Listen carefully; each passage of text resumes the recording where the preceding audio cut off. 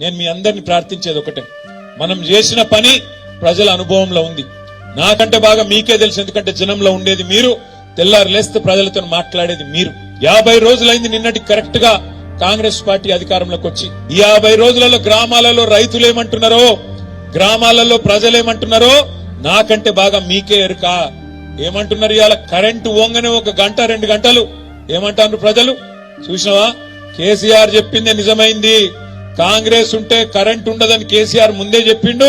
ఆయన చెప్పినట్టే అయితాంది. చెప్పినట్టు వినకపోతే మీ అనే బాధ ఇలా రైతులు పడతాను. ఫోన్లు చూసుకుంటాను పాపం తెల్లారు లేచి.